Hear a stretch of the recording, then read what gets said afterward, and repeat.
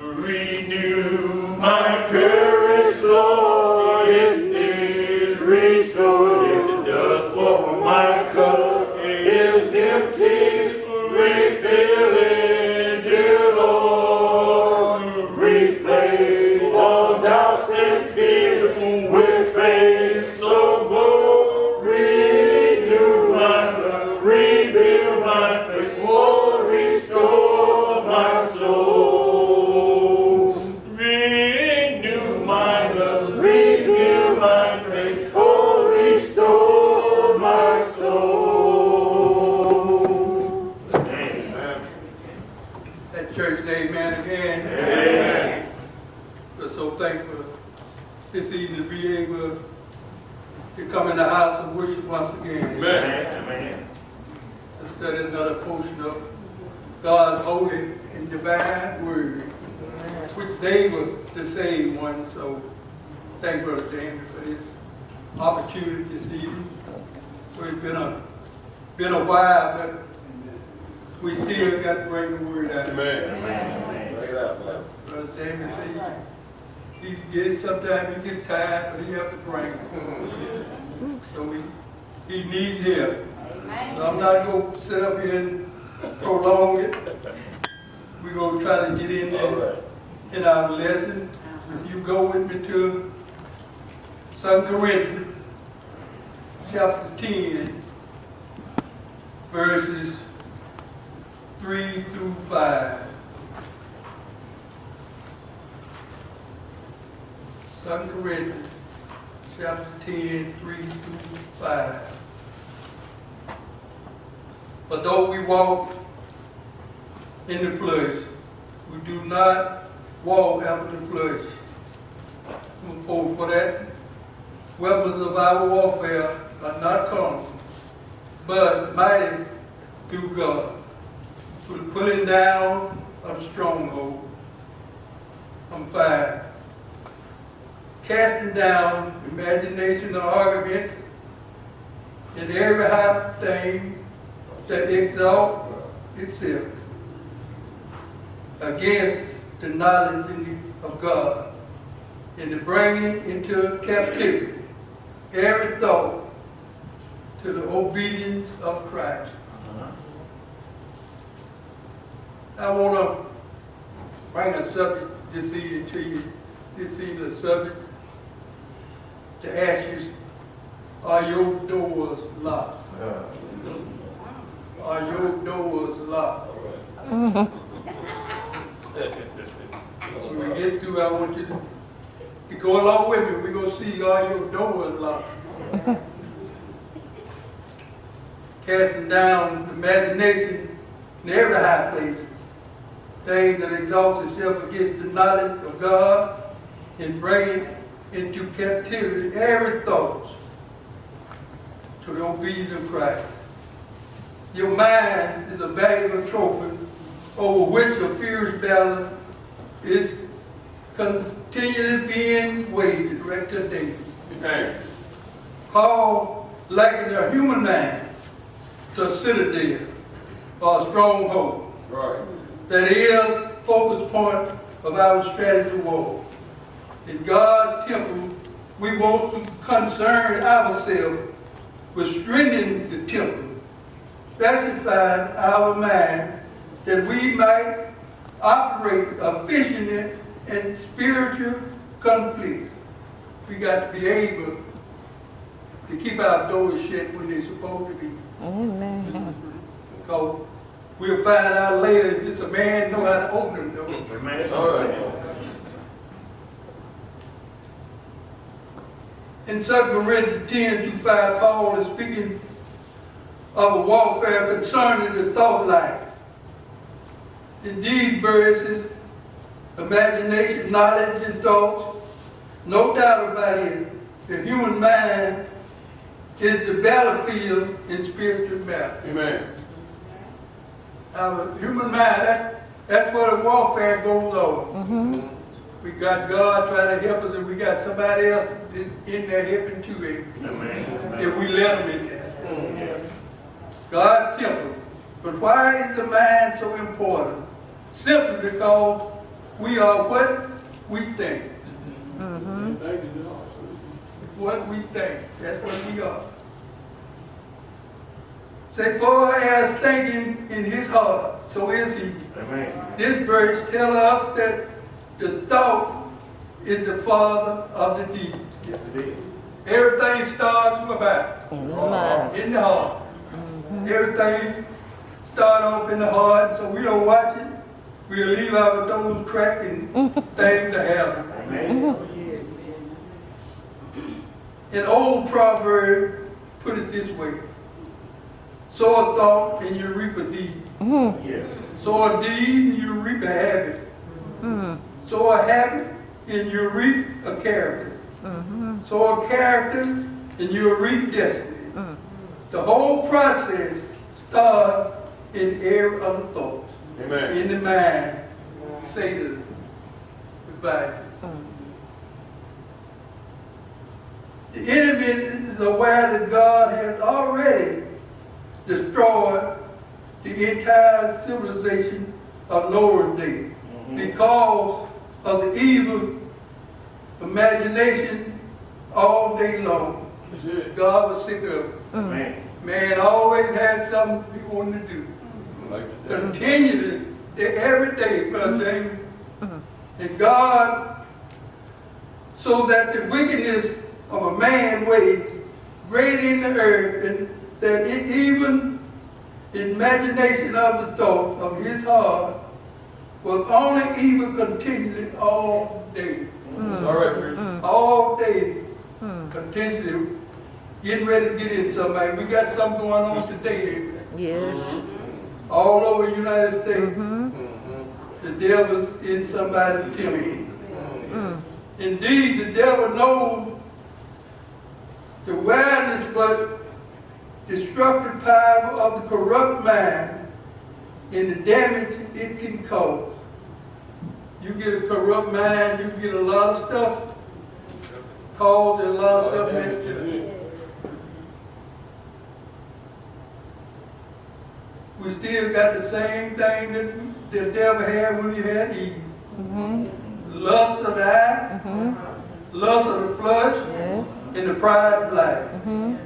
Satan devices. The devil has a plan, a strategy that is too wicked in having in the thought life. We do not have a guess what it is, but Paul said in 2 Corinthians 2:11.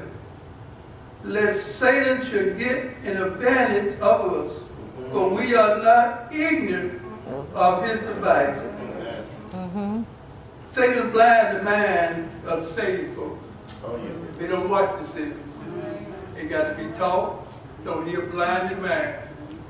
My wife asks me a lot of times, how you blind the mind?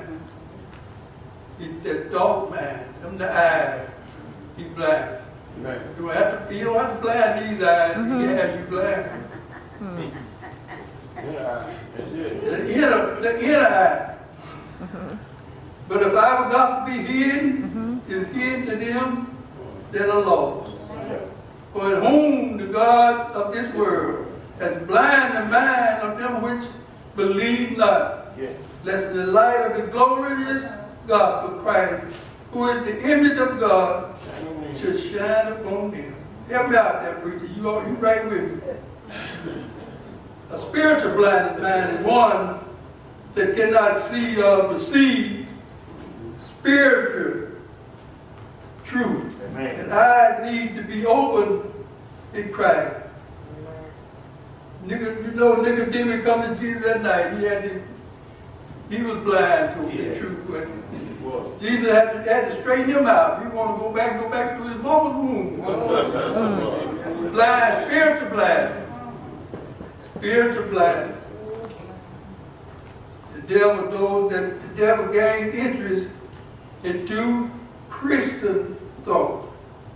He comes through an unguarded door. Amen. That's right. That's the doors I tell you about, but when you keep this door unguarded, Satan comes in. Yeah. Out of the enemy all that was necessary for the bride of a gatekeeper, and the enemy was aside. You know when China had the Great Wall, try to keep people out, all they need was just a bribe on one man, and the gate was open. That's it. That's all it takes for us, right? Just one little bribe, and one of our doors is open. And once it's open, we are not strong enough to get it by ourselves. There are 3 unguarded doors, thoughts, which Satan entered the citadel and the souls of the corrupt mind of the peoples of God. I like to call them the 3 P's. The perverse mind, passive mind, and the polluted mind. Unconfessed harbor sin in the devil's own doors. Ephesians 4:23-27.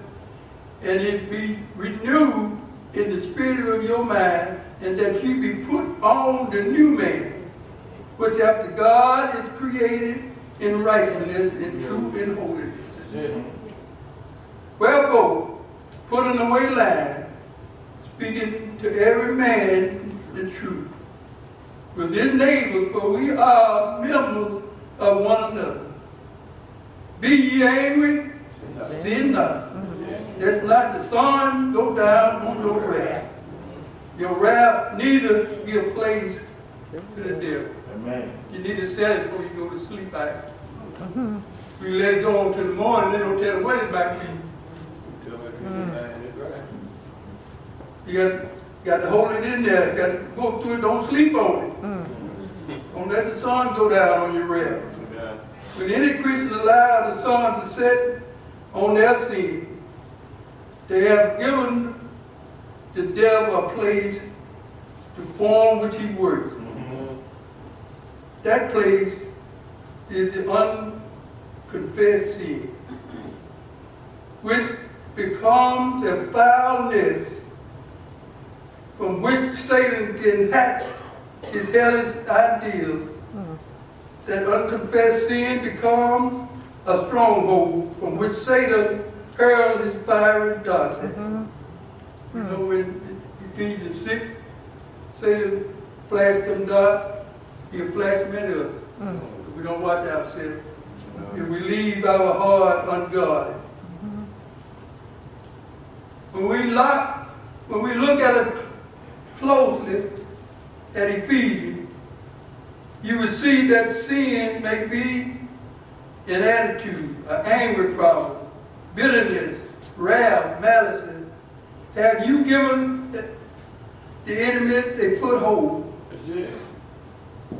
And even a campground. You done went too far there. You give him a foothold, you done messed up, but you give him a whole campground, you in trouble, ain't you? We have given the enemy a foothold in the campground. Unconfessed sin is a very dangerous matter for Christians. The passive mind. Another door many Christians have open to the devil. It's a mind that is not aggressive in control and kept. Have a mind ought to be actively guarded and persuaded and neglect all kind of stuff trying to come in. Amen. We have to get away from it. Proverb 4:23 says, Solomon, wisely keep you path your heart with all diligence, from out of the issues is your life. It means so God control and never release it to anyone other than the Lord. Amen. You can't release your mind to anybody. Nobody but God. Amen. Knowledge of Christ. Nothing but the knowledge of Christ. Thoughts can be planted into your heart. John 13:2 said, after the supper, we see what happened after the last supper. Satan did what the Jews did. Amen. Feel his heart with envy. Then he see where he can make some money. Been with him been with all the disciples, but he felt like he needed to get rich. The devil does this by suggesting the things that are not of God. Every time Satan come up, he gonna try to get you something. He gonna say, God ain't got this. He got this bad. Told Jesus, this I give you this. Jesus already owned it. Amen. We should never turn our conscious mind over to anyone or anything but the Lord. Amen. Amen. Because it said, keep it with all diligence. We ought to gird up our lines and our mind to though with we is perfect peace, whose mind is straight on thee. Isaiah 26. Isaiah. Got to keep our mind on it. Polluted mind. The use of drugs, intoxicated and unguarded, those let Satan slip through to the corrupt thought of life. Sorcery, warning against clearly in the scripture. The word sorcery means translated as English word pharmacy. It means one who enhances with drugs. Drug abuse is a form of instant that opens the door to the mind and controlled by the enemy. Amen. We must be mindful of what goes into our body that can and will advance effect on our mind. Yes. Satan defense. Thank God it is possible for his children to actively recapture the fortress of your mind that he into. We have misused our mind, therefore we need a hope in God. Something written 10 and 3 and 4. There can be victorious through Christ, the carnal weapon sufficient for the spiritual battle. We are for the perverse mind there is repentance. For the passive mind there is resistance. For the polluted mind there is renewal. Perverse mind there is repentance. Don't think that only the unsaved need repentance. Literally means to change our mind. We have to do it our own self. Not only the folks not a Christian, but Christians need his mind change. We see it in Acts 26:18, Luke 13:3 and 5. There's no way to deal with perverse mind, but to change it. Amen. The sin that has become Satan, foulness, legal territory must be uprooted and removed. You know, certain things, y'all work in the garden, there's some grass you just got uprooted. You chop it down 2 or 3 days, 2 or 3 weeks, but you look back and it's still there. All reason you're going to get rid of, you got to what? You got to root it up. Passive mind that resistance. James 4:7 says, submit yourself. Therefore to God, resist the devil, and he will flee from you. Amen. The way to resist him, to know what is right and say that which is not sin. Make sure you confess your fault to one another. James chapter 5 tells us that healing begins once you confess your fault to one another.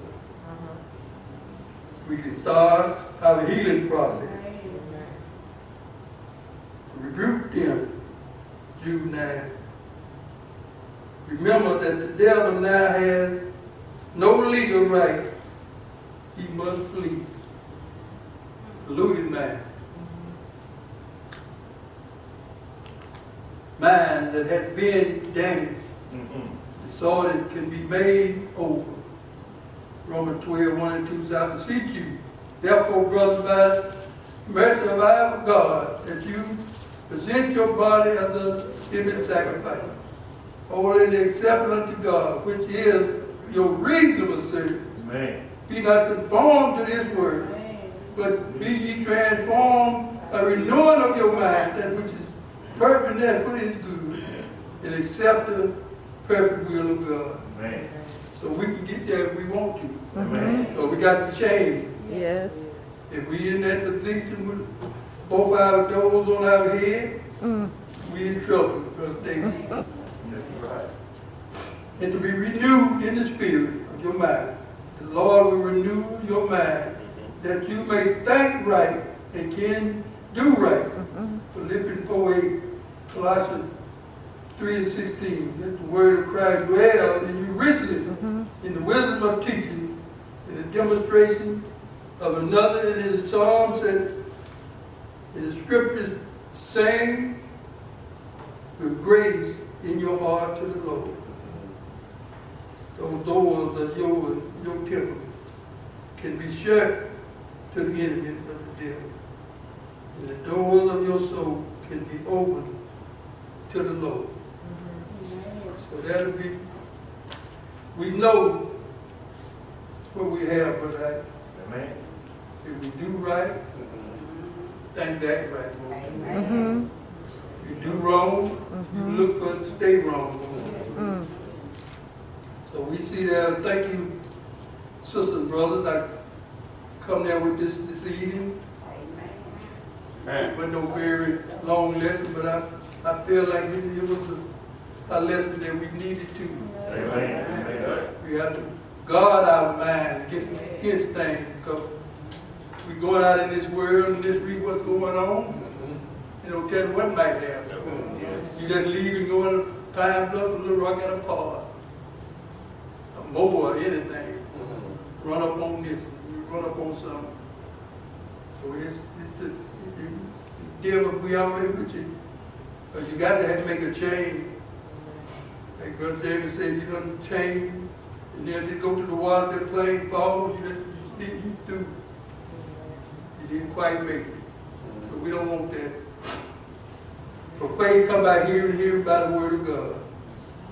Romans 10:17 says, you must believe. Jesus said, for who I am, Jesus said, for if you believe that I'm not am he, you shall die in your sin. Where I am, you cannot come. That's a bad situation.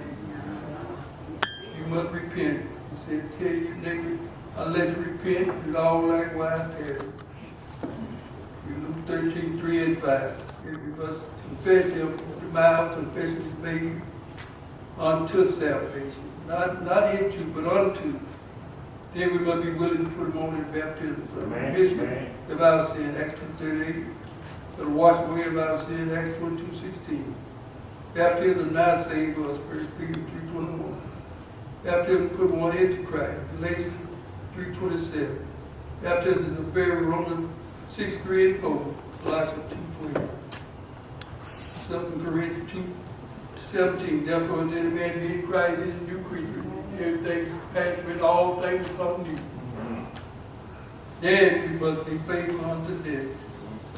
And then he will give us a crown of life. But we're by subject to the invitation. You may come at this time. Come and go to that land. Come and go to that land. Come and go to that land where I'm bound, where I'm bound. Come and go to that land. Come and go to that land. Come and go to that land where I'm bound.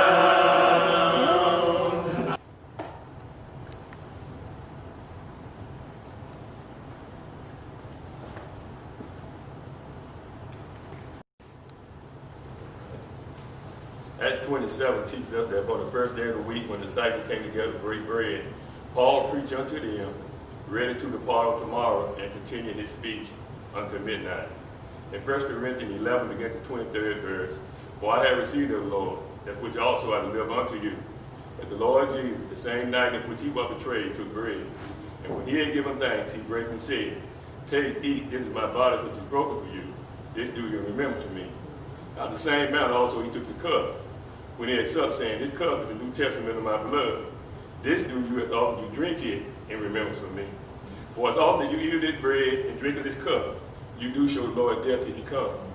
Wherefore, whosoever eat this bread and drink of this cup of the Lord unworthy shall be guilty of the body and the blood of the Lord. But let a man examine himself, and so let him eat of this bread and drink of this cup. For he that eat and drink it unworthy, eat and drink it damnation to himself, not discerning the Lord's body. For this cause, men are weak and sickly among you, and men sleep." I think a good thing. Our Heavenly Father, which art in heaven, we are so thankful for your darling Son, Jesus Christ, who came down and suffered on that road across the Calvary. This bread represents his body, that by his stripes we are healed. Likewise, the cup. This cup represents the blood that Jesus Christ shed on the cross of Calvary for the remission of sin. This we give thanks in all things in our Son and Savior Jesus Christ's name. Amen. Amen.